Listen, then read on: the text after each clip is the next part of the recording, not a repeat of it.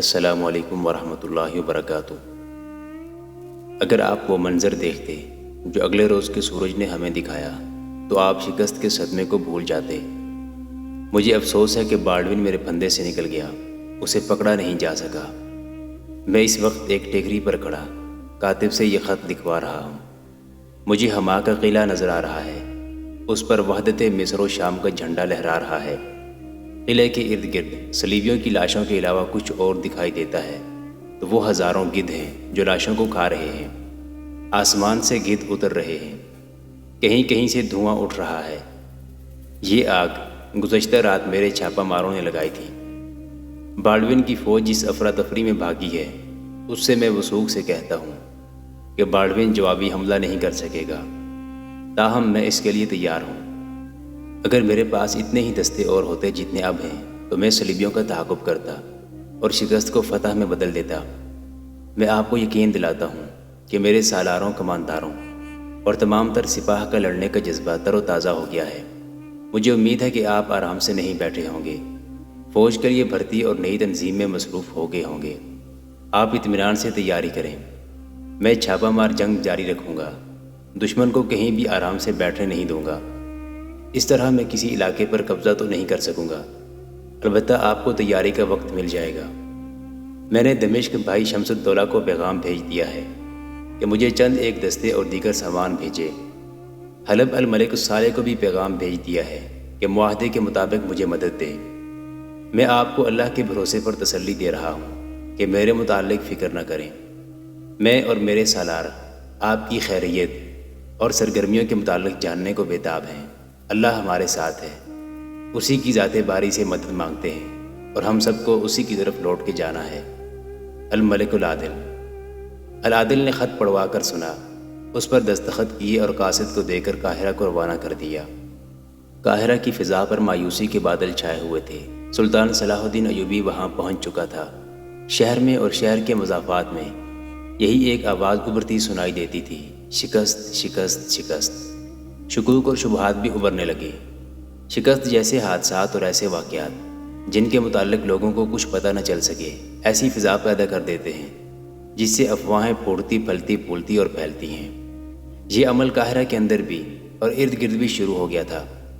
وہاں دشمن کے تخریب کار جاسوس بھی موجود تھے جو یورپ کے باشندے نہیں، مصر کے رہنے والے مسلمان تھے۔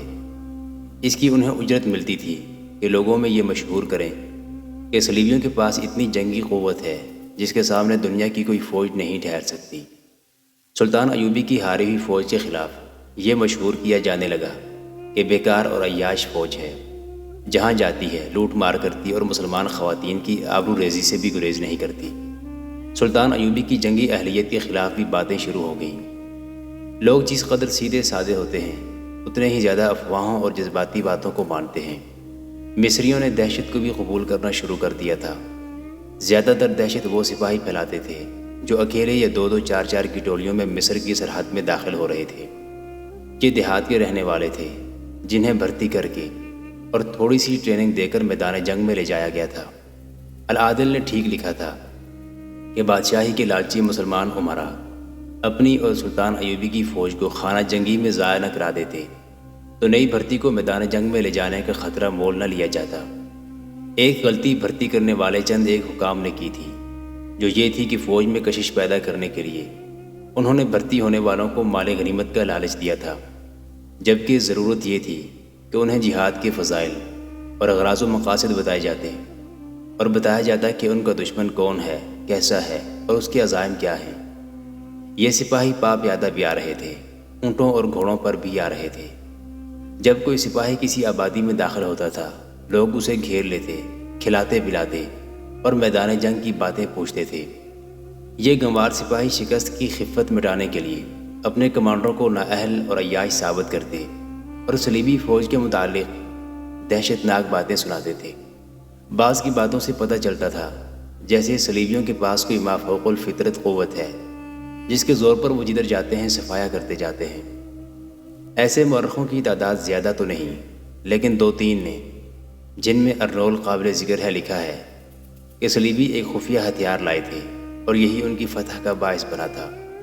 تاریخ کی مختلف تحریروں میں اس خفیہ ہتھیار کا آگے چل کر کوئی ذکر نہیں ملتا۔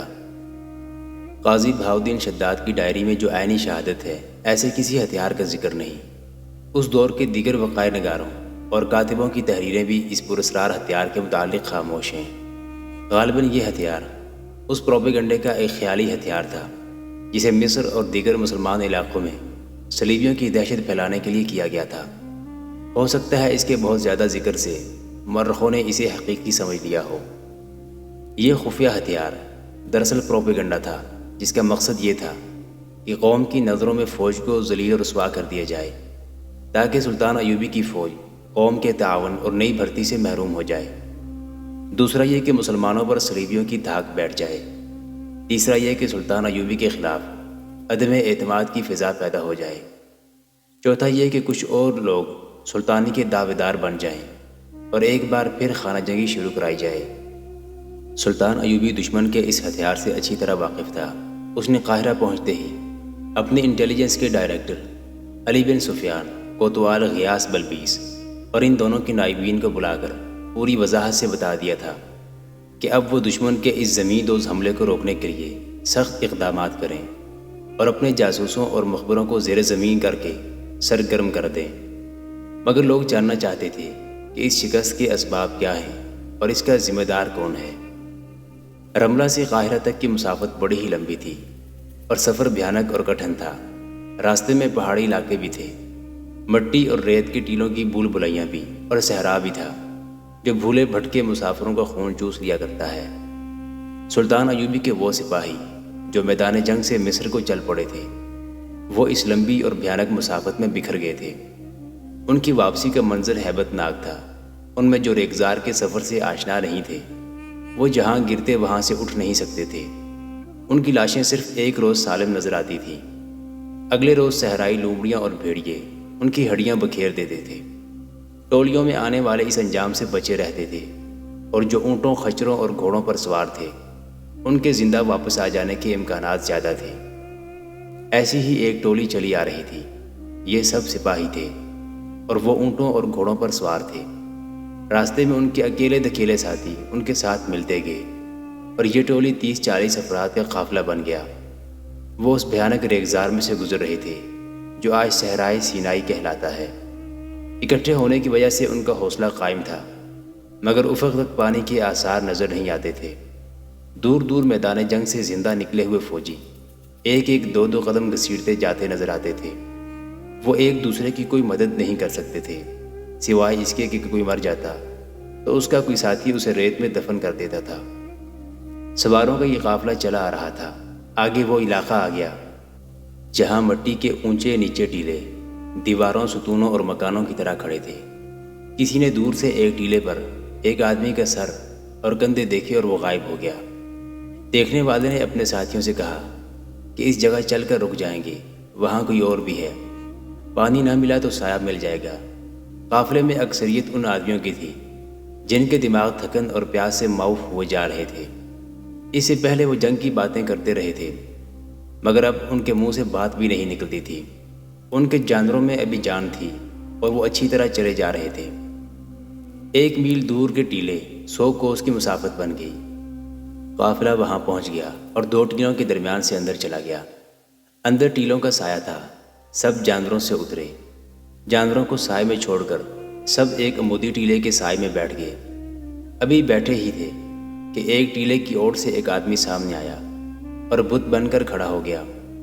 وہ سر سے پاؤں تک سفید کپڑوں میں ملبوس تھا۔ ایک لمبا اور سفید چوکا تھا جو کندھوں سے ٹخنوں تک چلا گیا تھا۔ اس کی داڑھی سیاہ تھی، لمبی نہیں تھی، خوبی سے تراشی ہوئی تھی۔ اس کے ہاتھ میں عصا تھا جو عموماً عالم، فاضل یا خطیب ہاتھ میں رکھتے تھے۔ وہ خاموش کھڑا تھا۔ اسے دیکھ کر سب پر خاموشی طاری ہو گئی۔ کسی نے آہستہ سے کہا، حضرت خضر علیہ السلام ہیں۔ یہ اس زمین کا انسان نہیں، ایک اور نے سرگوشی کی۔ قافلے والوں کو ڈر محسوس ہونے لگا۔ وہ تو پہلے ہی ڈرے ہوئے تھے۔ اس پراسرار آدمی نے ان کے ڈر میں اضافہ کر دیا۔ کسی میں ہمت نہیں تھی کہ اس سے پوچھتا کہ آپ کون ہیں۔ ایسے ظالم صحرا میں اس حیثیت کے کسی آدمی کی موجودگی حیران کن تھی۔ وہ کوئی فوجی ہوتا تو سپاہیوں کے اس قافلے میں سے کوئی بھی نہ ڈرتا۔ ان کے ڈر میں اس وقت دہشت آ گئی۔ جب اس آدمی کے پہلو میں ایک عورت اس طرح آن کھڑی ہوئی جیسے اس آدمی کے جسم سے نمودار ہوئی ہو، وہ اس کے پیچھے سے سامنے ہوئی اور اس کے پہلو میں کھڑی ہو گئی تھی۔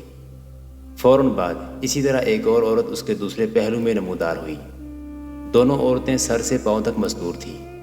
ان کی آنکھوں کے سامنے جالی کی طرح باریک کپڑا تھا۔ برقع نما لبادے سے ان کے ہاتھ بھی نظر نہیں آتے تھے۔ تم پر اللہ کی رحمت ہو، اس آدمی نے کہا۔ کیا میں آگے آ کر بتا سکتا ہوں کہ ہم کون ہیں؟ سب نے ایک دوسرے کی طرف دیکھا، پھر اس شخص اور عورتوں کی طرف دیکھا۔ کسی نے ڈرے ہوئے لہجے میں کہا، آپ ہمارے پاس آئیں اور بتائیں کہ آپ کون ہیں، اور ہمیں آپ جو حکم دیں گے ہم اس کی تعمیل کریں گے۔ وہ ایسی چال چلتا ان تک پہنچا جو عام انسان کی چال نہیں تھی۔ اس کے چلنے میں اور سراپا میں جلال سا تھا۔ دونوں مستورات اس کے پیچھے پیچھے آئیں۔ سب احترام سے اٹھ کھڑے ہوئے۔ احترام میں ڈر بھی شامل تھا۔ وہ ٹیلے کے ساتھ بیٹھ گیا۔ مستورات بھی اس کے پاس گئیں۔ جالی میں سے ان کی آنکھیں نظر آ رہی تھیں۔ ان سے پتہ چلتا تھا کہ وہ خوبصورت عورتیں ہیں، لیکن ان میں سے کسی میں بھی اتنی جرأت نہیں تھی کہ ان آنکھوں کا سامنا کر سکتا۔ سفید پوش شخص اور ان مستورات کے کپڑوں پر گرد تھی جس سے معلوم ہوتا تھا کہ وہ سفر میں ہے۔ میں بھی وہیں سے آیا ہوں جہاں سے تم آ رہے ہو، سیاہ ریش نے بھاگے ہوئے مصری سپاہیوں سے کہا۔ فرق یہ ہے کہ تم جہاں جا رہے ہو وہ تمہارا گھر ہے اور جہاں سے آیا ہوں وہ میرا گھر تھا۔ اس کے لہجے میں سنجیدگی اور اداسی تھی۔ ہم کس طرح یقین کریں کہ آپ انسان ہیں؟ ایک سپاہی نے پوچھا۔ ہم آپ کو آسمان کی مخلوق سمجھ رہے ہیں۔ میں انسان ہوں، سیاہ ریش بزرگ نے جواب دیا، اور یہ دونوں میری بیٹیاں ہیں۔ میں بھی تمہاری طرح رملہ سے بھاگ کر آ رہا ہوں۔ اگر میرا پیر و مرشد مجھ پر کرم نہ کرتا تو صلیبی مجھے قتل کر دیتے اور میری ان دونوں بیٹیوں کو اپنے ساتھ لے جاتے۔ یہ میرے مرشد کے مزار کی برکت ہے۔ میں رملہ کا رہنے والا ہوں۔ لڑکپن سے مذہب کا علم حاصل کرنے کا شوق تھا۔ میں نے مسجدوں میں اماموں کی بہت خدمت کی اور ان سے علم حاصل کیا ہے۔ خدا اپنے رسول صلی اللہ علیہ وآلہ وسلم کے مذہب کے پرستاروں پر بہت کرم نوازی کرتا ہے۔ ایک رات مجھے خواب میں اشارہ ملا کہ بغداد چلے جاؤ اور وہاں کے خطیب کی شاگردی میں بیٹھ جاؤ۔ میں پیدل چل پڑا۔ میرے پاس کچھ بھی نہیں تھا۔ ماں باپ بہت غریب تھے۔ چھوٹا سا مشکیزہ بھی میرے نصیب میں نہیں تھا کہ میں راستے کے لیے پانی ساتھ لے جاتا۔ علم کا عشق مجھے گھر سے نکال لے گیا۔ سب نے کہا یہ لڑکا راستے میں مر جائے گا۔ میری ماں بہت روئی تھی اور میرا باپ بھی بہت رویا تھا، مگر میں چل پڑا۔ دن کے وقت پیاس اور بھوک میری جان نکال لیتی تھی۔ شام کے بعد جب میں اس امید پر کہیں گر پڑتا تھا کہ مر جاؤں گا، میرے قریب پانی کا ایک پیالہ اور کھانے کے لیے کچھ نہ کچھ رکھا ہوتا تھا۔ پہلی بار میں بہت ڈرا تھا۔ میں اسے جنات کا دھوکہ سمجھتا تھا، لیکن رات کو خواب میں اشارہ ملا کہ یہ مرشد کی کرامت ہے۔ مجھے یہ پتہ نہ چلا کہ وہ مرشد کون ہے اور کہاں ہے۔ میں کھا پی کر گہری نیند سو گیا۔ صبح اٹھا تو وہاں پیالہ بھی نہیں تھا اور جس چنگیر میں روٹیاں تھیں وہ بھی نہیں تھی۔ بغداد پہنچنے تک راستے میں 2 نئے چاند طلوع ہوئے۔ بہت لمبا سفر تھا۔ ہر رات مجھے پیالے میں پانی اور وہ چنگیر میں کھانا ملتا رہا۔ بغداد میں جامع مسجد کے خطیب نے مجھے دیکھا تو میری عرض سنے بغیر بولے کہ میں تمہاری راہ دیکھ رہا ہوں۔ وہ مجھے اپنے حجرے میں لے گئے۔ میں یہ دیکھ کر حیران رہ گیا کہ وہاں ایک چنگیر پڑی تھی اور اس میں ایک پیالہ رکھا تھا۔ خطیب نے پوچھا کہ تمہیں ہر رات کھانا اور پانی ملتا رہا ہے؟ میں نے جواب دیا کہ ملتا رہا ہے، مگر حیران و پریشان ہوں کہ یہ چنگیر اور پیالہ مجھ تک ہر رات کون لے جاتا اور واپس لاتا رہا۔ تو وہ بولے کہ خدا نے حضرت موسیٰ علیہ السلام کی مدد کرنا چاہی تھی تو دریائے نیل کو حکم دیا تھا کہ راستہ دے دو۔ دریا کا آگے کا پانی آگے اور پیچھے کا پانی پیچھے رہ گیا، اور خشکی کی اس گلی سے حضرت موسیٰ علیہ السلام نکل آئے تھے۔ اور جب فرعون ان کے تعاقب میں اس گلی میں داخل ہوا تو دریا کے دونوں حصے آپس میں مل گئے اور دریا اسی طرح قہر سے بہنے لگا جیسے بہتا تھا۔ فرعون غرق ہو گیا۔ خطیب مکرم نے کہا کہ ہم اس کی ذات کے تابع ہیں جس نے ہمیں پیدا کیا اور جو ہمیں باری باری اس دنیا سے اٹھاتا ہے۔ اس کا جو بندہ اس کے علم کے عشق سے دیوانہ ہوتا ہے جیسے تم ہوئے، اسے وہ صحراؤں میں پیاسا نہیں مرنے دیتا اور دریاؤں میں ڈوبنے نہیں دیتا۔ اس کی ذات باری نے مجھے اشارہ دیا ہے کہ ہم نے اپنے ایک بندے کے لیے مہینوں کے فاصلے اور ان فاصلوں کی صعوبتیں مٹا دی ہیں۔ تمہارے سینے میں جو علم ہے وہ اس لڑکے کے سینے میں منتقل کر دو، اور ہم نے تمہاری خدمت کے لیے جو 2 جنات مقرر کر رکھے ہیں انہیں کہو کہ اس لڑکے کو راستے میں پانی اور کھانا پہنچاتے رہیں۔ میں نے خدائے ذوالجلال کے حکم کی تعمیل کی۔ ہر رات تمہارے لیے یہاں سے کھانا اور پانی جاتا رہا ہے۔ حیران نہ ہو لڑکے، پریشان بھی نہ ہو۔ بہت کم خوش نصیبوں کے دلوں میں علم کا چراغ روشن ہوتا ہے جس کی خواہش تم لے کر آئے ہو۔ ارادہ نیک ہو، دل میں اللہ کی خوشنودی کی خواہش ہو تو جن و انس غلام ہو جاتے ہیں۔ کیا جنات آپ کے غلام ہیں؟ ایک سپاہی نے پوچھا۔ وہ نہیں، اس نے جواب دیا، میں ان کا غلام ہوں۔ کوئی کسی کو غلام نہیں بنا سکتا۔ ہم سب ایک خدا کے ایک جیسے بندے ہیں۔ اونچا اور نیچا، امیری اور غریبی سے نہیں ہوتا۔ ایمان کی پختگی اور کمزوری سے انسانوں کی درجہ بندی ہوتی ہے۔ اس کی باتوں میں ایسا تاثر تھا جس نے سب کے دلوں کو موہ لیا، اور سب دم بخود ہو کر سن رہے تھے۔ اس نے کہا، بغداد کے خطیب نے میری روح کو علم سے روشن کر دیا۔ انہوں نے میری شادی بھی کرائی، وہیں میری یہ دونوں بچیاں پیدا ہوئیں۔ میں نے بہت چلے کیے اور قدرت کے کارخانے کے 2-3 راز پا لیے۔ تب ایک رات میرے خطیب استاد نے کہا کہ اب جا اور ان کی خدمت کر جو علم اپنے ساتھ قبروں میں لیے ابدی نیند سو رہے ہیں۔ انہوں نے مجھے واپس اپنے گھر رملہ چلے جانے کا حکم دیا۔ 2 اونٹ دیے، زیادہ راہ دیا اور کہا کہ گناہ کا کبھی خیال بھی دل میں نہ آنے دینا۔ رملہ پہنچو گے تو ایک رات تم اپنے ارادے کے بغیر اٹھ کر چل پڑو گے۔ شاید تمہیں بہت دور جانا نہیں پڑے گا، تمہارے قدم اپنے آپ رک جائیں گے۔ وہ ایک مقدس جگہ ہوگی۔ اس جگہ کو اپنا آستانہ بنا لیا، مگر مجھے ایک وقت جو ابھی مستقبل تاریکیوں میں چھپا ہوا ہے نظر آ رہا ہے۔ گناہ ہوں گے اور تمہیں دوسروں کے گناہوں کی سزا ملے گی۔ شاید تمہیں ہجرت کرنی پڑے۔ میں جب اپنی بیوی اور ان 2 بچیوں کے ساتھ سفر میں تھا تو آفتاب کی تمازت میرے کنبے کے لیے خنک ہو گئی تھی۔ ہمیں اس جگہ سے بھی پانی مل جاتا تھا جہاں کی ریت کے ذرے پانی کی ایک بوند کو ترستے، جلتے انگاروں کے شرارے بن کر اڑتے رہتے ہیں۔ میں رملہ پہنچا تو میرے والدین مر چکے تھے۔ میری بیوی نے اجڑے ہوئے گھر کو آباد کیا۔ میں علم و دانش کے سمندر میں غوطے لگاتا رہا۔ میری بچیاں بڑی ہو گئیں اور ان کی ماں کو اللہ نے اپنے پاس بلا لیا۔ بچیوں نے گھر سنبھال لیا، اور ایک رات جب بے گہری نیند سویا ہوا تھا میری آنکھ اس طرح کھل گئی جیسے کسی نے جگایا ہو۔ میں اٹھ کھڑا ہوا۔ بغداد کے خطیب کی برسوں پرانی بات یاد آئی کہ تم اپنے آپ جاگ اٹھو گے اور ارادے کے بغیر چل پڑو گے۔ ایسے ہی ہوا۔ میرے ذہن میں کوئی ارادہ، کوئی خیال نہیں تھا۔ میں گھر سے نکل گیا، آبادی سے بھی نکل گیا۔ کہیں کہیں ایسا لگتا تھا جیسے کوئی میرے آگے آگے جا رہا ہو۔ معلوم نہیں یہ احساس تھا یا حقیقت۔ میں چلتا گیا۔ معلوم نہیں تم نے وہ جگہ دیکھی ہے یا نہیں جہاں گہرائی ہے اور گہرائی میں ندی بہتی ہے۔ صلیبیوں کی فوج اسی گہرائی میں چھپی ہوئی تھی۔ میں نے سنا تھا کہ سلطان صلاح الدین ایوبی کو زمین کی آخری تہہ میں چھپا ہوا دشمن بھی نظر آتا ہے، مگر وہاں اس کی آنکھوں پر خدا نے ایسی پٹی باندھی کہ اسے یہ بھی معلوم نہ ہو سکا کہ وہ خود کہاں ہے۔ صلیبی فوج تمہاری فوج کو پھندے میں لا کر گہرائی سے نکلی اور حملہ کیا، اور تمہارا جو حال ہوا وہ تم جانتے ہو۔ اس جنگ سے برسوں پہلے میں رات کو اپنے آپ یا غیب کی قوت کے زیر اثر اس گہرائی میں پہنچ گیا، اور ایک جگہ میرے قدم رک گئے۔ چاندنی رات تھی۔ مجھے ایک قبر نظر آئی جس کے ارد گرد پتھروں کی 2 ہاتھ اونچی دیوار تھی۔ میں نے آزمانے کے لیے قدم کسی اور سمت کو اٹھائے، لیکن میں قبر کی طرف گھوم گیا اور پتھروں کی دیوار میں اندر جانے کا جو راستہ بنا ہوا تھا اس میں داخل ہو گیا۔ میرے ہاتھ اپنے آپ فاتحہ کے لیے اٹھے۔ مجھے ایسے لگا جیسے وہاں چاندنی زیادہ سفید تھی۔ میرے ذہن میں اپنے آپ خیال آیا کہ خطیب مکرم نے اسی جگہ کی نشاندہی کی تھی۔ میں قبر کے پاس بیٹھ گیا اور قبر پر ہاتھ رکھ کر عرض کی، مجھ غلام کے لیے کیا حکم ہے؟ مجھے اس کے جواب میں کوئی آواز نہ سنائی دی۔ اپنے آپ ہی خیال آیا کہ مجھے جو فیض ملے گا اسی سے ملے گا۔ میں نے رات وہیں گزار دی۔ صبح کے وقت ندی میں جا کر وضو کیا اور قبر پر نماز پڑھی۔ وہاں سے جب رخصت ہوا تو مجھ پر خمار سا طاری تھا جیسے میں نے خزانہ پا لیا ہو۔ اس کے بعد مجھے اس قبر سے اس طرح اشارے ملنے لگے کہ کوئی آواز نہیں سنائی دیتی تھی۔ میرے دل میں کوئی بات آتی جو میرا یقین بن جاتی تھی۔ میں نے قبر کی دیواریں اونچی کر کے اوپر گنبد بنوا دیا۔ میں دور دور تک گیا، حلب اور موصل کے علاوہ بیت المقدس تک گیا۔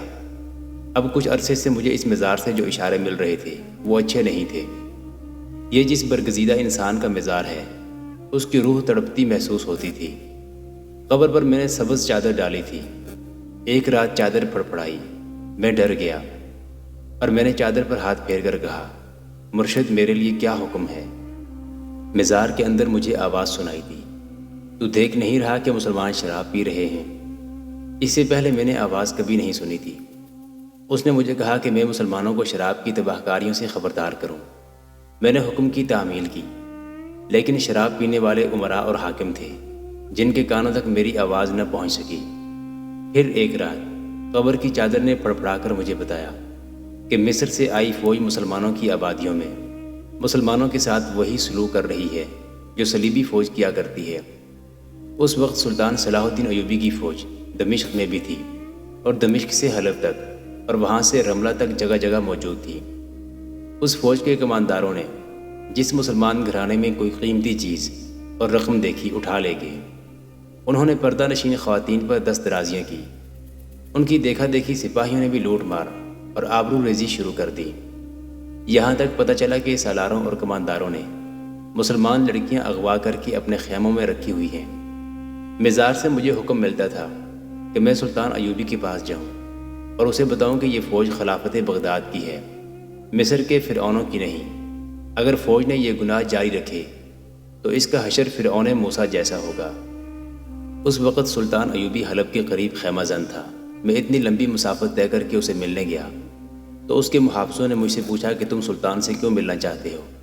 تو میں نے بتایا کہ میں رملہ سے آیا ہوں اور ایک پیغام لایا ہوں۔ انہوں نے پوچھا کہ پیغام کس کی طرف سے ہے؟ میں نے بتایا کہ جس نے پیغام دیا ہے وہ زندہ نہیں۔ محافظوں نے قہقہا لگایا اور ان کے کماندار نے بلند آواز سے کہا کہ آؤ تمہیں ایک پاگل دکھاؤں، کہتا ہے قبر سے سلطان ایوبی کے لیے پیغام لایا ہوں۔ ایک نے کہا کہ یہ شیخ سنان کا بھیجا ہوا فدائی ہے، سلطان کو قتل کرنے آیا ہے، اسے پکڑ لو۔ کسی نے کہا کہ صلیبیوں کا جاسوس ہے، اسے قتل کر دو۔ میں نے گرفتاری سے بچنے کے لیے یہ ظاہر کیا کہ میں پاگل ہوں۔ میں وہاں سے بھاگ آیا۔ میں نے اپنی آنکھوں سے دیکھا کہ سلطان کے محافظوں کے ایک خیمے میں 2 لڑکیاں بیٹھی ہوئی تھیں۔ ہم نے اپنی فوج کے ساتھ کوئی عورت نہیں دیکھی۔ ایک سپاہی نے کہا، کیا تم اس وقت سے فوج کے ساتھ ہو جب یہ دمشق گئی تھی؟ سیاہ ریش نے کہا، ہم سب پہلی بار ادھر آئے ہیں۔ سپاہی نے جواب دیا، ہم فوج میں اتنے پرانے نہیں ہیں۔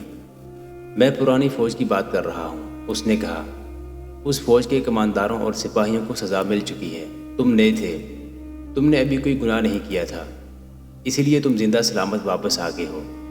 جنہوں نے مسلمان ہوتے ہوئے مسلمانوں کے گھر لوٹے تھے اور پردہ دار خواتین پر دست درازی کی تھی، وہ مارے گئے ہیں۔ جو زیادہ گناہ گار تھے ان میں سے کسی کی ٹانگیں کٹی اور کسی کے بازو۔ وہ زندہ تھے تو گید ان کی آنکھیں نکال رہے تھے، اور جو ان سے بھی زیادہ گناہ گار تھے وہ صلیبیوں کی قید میں چلے گئے ہیں، جو ان کے لیے جہنم سے کم نہیں ہوگی۔ ان کے لیے کبھی ختم نہ ہونے والی اذیتیں ہیں۔ وہ بھوکے پیاسے تڑپتے رہیں گے مگر مریں گے نہیں، مرنے کی دعائیں مانگیں گے، ان کی دعائیں قبول نہیں ہوں گی۔ کیا ہماری شکست کی وجہ یہی ہے؟ ایک سپاہی نے پوچھا۔ مجھے 2 سال پہلے اشارہ مل گیا تھا کہ یہ فوج تباہ ہوگی، اس نے کہا، اور یہ فوج کفار کو موقع دے گی کہ وہ اسلام کی تذلیل کریں۔ اب یہ فوج اللہ کی درگاہ سے دھتکاری گئی ہے۔ آپ کہاں جا رہے ہیں؟ کسی نے پوچھا۔ میں تمہاری طرح اللہ کے قہر سے جو صلیبی فوج کی صورت میں نازل ہوا ہے بھاگ کر آیا ہوں، سیاہ ریش نے جواب دیا۔ صلیبی فوج طوفان کی طرح آئی، تمہاری فوج اسے روک نہ سکی۔ اگر صرف میری اپنی جان ہوتی تو میں اپنے مرشد کے مزار پر قربان کر دیتا، لیکن اپنی جوان بیٹیوں کی آبرو کو میں قربان نہیں کر سکتا تھا۔ صلیبی 2 چیزوں کو نہیں چھوڑتے، رقم اور خوبصورت مستورات۔ مجھے مزار سے حکم ملا کہ اپنی بیٹیوں کو ساتھ لو اور مصر کی طرف نکل جاؤ۔ میں نے عرض کی کہ میں زندہ کس طرح پہنچوں گا؟ مزار سے آواز آئی کہ تم نے ہماری جو خدمت کی ہے اس کے عوض تم خیریت سے قاہرہ پہنچ جاؤ گے، لیکن وہاں خاموش نہ بیٹھنا۔ ہر کسی کو بتانا کہ گناہ کرو گے تو تمہیں ایسی ہی سزا ملے گی جیسی تمہاری فوج نے بھگتی ہے۔ مجھے مزار نے بہت کچھ بتایا ہے، جو میں مصر چل کر بتاؤں گا۔ تم ایک دوسرے کو دیکھو، تمہارے چہرے لاشوں جیسے ہو گئے ہیں، تمہارے جسموں میں جان نہیں رہی۔ مجھے دیکھو، میں اپنی بیٹیوں کے ساتھ پیدل آ رہا ہوں، میرے پاس کچھ کھانے کے لیے بھی نہیں، کچھ پینے کے لیے بھی نہیں۔ کیا آپ ہمیں مصر تک اپنی طرح لے جا سکتے ہیں؟ ایک سپاہی نے پوچھا۔ اگر تم یہ وعدہ کرو کہ دلوں سے گناہ کا خیال نکال دو گے، اس نے جواب دیا، اور یہ وعدہ بھی کرو کہ میں جس مقصد کے لیے مصر جا رہا ہوں اس میں میرا ساتھ دو گے۔ ہم سچے دل سے وعدہ کرتے ہیں، بہت سی آوازیں سنائی دیں۔ ہمیں اپنا مقصد بتائیں، ہم جب تک زندہ ہیں آپ کا ساتھ دیں گے۔ میں صرف اپنی اور اپنی بیٹیوں کی عزت بچانے کے لیے رملہ سے نہیں بھاگا، اس نے کہا۔ مجھے مزار نے حکم دیا ہے کہ مصر جا کر لوگوں کو بتاؤں کہ تم فرعونوں کی سرزمین کی پیداوار ہو، اس مٹی میں گناہوں کی تاثیر ہے۔ حضرت یوسف علیہ السلام مصر میں نیلام ہوئے تھے، حضرت موسیٰ علیہ السلام کی بیعت بھی مصر میں ہوئی تھی۔ مصر میں پیغمبروں کے قبیلے فرعونوں کے ہاتھوں قتل ہوئے تھے۔ اے مصر والو، اس مٹی کی تاثیر سے اور اس کی فضا کے اثر سے بچو اور خدا کی رسی کو مضبوطی سے پکڑو، تمہاری تباہی اور سزا شروع ہو چکی ہے۔ میں یہ پیغام مصر والوں کے لیے لے جا رہا ہوں۔ تم اگر یہ پیغام سارے ملک میں پھیلانے میں میری مدد کرو گے تو تمہاری دنیا بھی بہشت بنی رہے گی، اور آخرت میں بھی تمہارے لیے بہشت کے دروازے کھول دیے جائیں گے۔ سورج غروب ہونے میں ابھی بہت دیر باقی تھی۔ رملہ کی طرف سے آنے والے 2-3 سپاہی قریب سے گزرے۔